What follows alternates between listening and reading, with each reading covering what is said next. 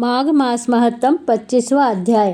पिशाच कहने लगा कि हे मुनि, केरल देश का ब्राह्मण किस प्रकार मुक्त हुआ, यह कथा कृपा करके विस्तार पूर्वक कहिए।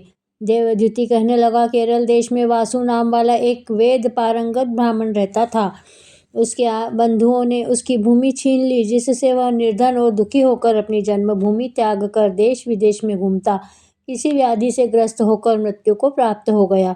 उसका कोई बांधव न होने के कारण उसकी अर्ध वैदिक क्रिया नहीं हुई और न ही उसकी दाह क्रिया हुई। इस प्रकार क्रिया के लोप होने से निर्जन वन में प्रेत होकर चिरकाल तक फिरता रहा।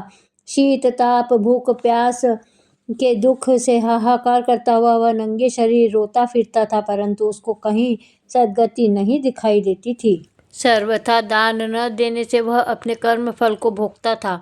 जो लोग अग्नि में आहुति नहीं देते, भगवान का पूजन नहीं करते, वे आत्मविद्या का अभ्यास नहीं करते, अच्छे तीर्थों से विमुख रहते हैं। जो लोग दुखी लोगों को स्वर्ण वस्त्र तांबूल रत्न फल तथा जल नहीं देते तथा छल कपट से जीविका प्राप्त करने वाले, दूसरों तथा स्त्रियों का धन हरने वाले, पाखंडी कुटिल चोर बाल वृद्ध तथा आतुर और स्त्रियों पर निर्दयता करने वाले, आग लगाने वाले, विष देने वाले, झूठी गवाही देने वाले, कुमार्ग पर चलने वाले, माता पिता भाई बहन संतान तथा अपनी स्त्री का त्याग करने वाले, जो सब तीर्थों में दान लेते हैं, पालन करने वाले, स्वामी को त्यागने वाले और गौर तथा भूमि के चोर, वेदों की निंदा करने वाले, वृथा द्रोह करने वाले, प्राणियों की हिंसा करने वाले, देवता गुरु की निंदा करने वाले, यह सभी बारंबार प्रेत पिशाच राक्षस तथा बुरी योनियों में जन्म लेते हैं।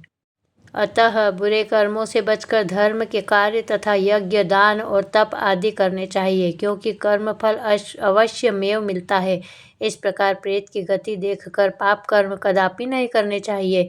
ब्राह्मण कहने लगा कि इस प्रकार उस केरल ब्राह्मण ने उस पर्वत पर अधिक समय व्यतीत करके एक मार्ग में एक पथिक को देखा, जो 2 गागरियों में त्रिवेणी का जल लिए हुए था, आनंद पूर्वक भगवान के चरित्र का गान कर रहा था। प्रेत ने उसका मार्ग रोक कर कहा कि तुम डरो मत, इस गगरी का जल मुझको पिलाओ, नहीं तो मैं तुम्हारे प्राण ले लूंगा। देवद्युति कहने लगा कि दुखी दुर्बल नंगे मुरझाए हुए तुम कौन हो, पैरों से पृथ्वी को स्पर्श न करके चलते हो। लोमश जी बोले। प्रेत यह वचन सुनकर कहने लगा कि मेरे ऐसा होने का कारण सुनो। मैंने कभी ब्राह्मणों को दान नहीं दिया, अत्यंत लोभी क्रियाहीन, दूसरे के अन्न से पलने वाला था। मैंने कभी किसी को भिक्षा नहीं दी, न दूसरे के दुख से दुखी हुआ। प्यासे प्राणियों को मैंने कभी जल नहीं पिलाया। मैंने कभी छाता जूता दान नहीं किया, न किसी को जल का पात्र पान या औषधि किसी को दी, न मैंने अपने घर में कभी किसी अतिथि को ठहरा कर उसका सत्कार किया। अंधे वृद्ध अनाथ और दीनों को मैंने कभी अन्न से संतुष्ट नहीं किया और न ही किसी रोगी को मुक्त किया, न कभी ब्राह्मणों को दान दिया, न कभी अग्नि में हवन किया। वैशाख आदि मास में किसी को ठंडा जल नहीं पिलाया, न ही मैंने बड़ या पीपल का कोई वृक्ष लगाया, न किसी प्राणी को बंधन से छुड़ाया, कभी कोई व्रत करके शरीर को नहीं सुखाया। इस कारण मेरा पूर्व जन्म सब बुरे कार्यों में ही व्यतीत हुआ।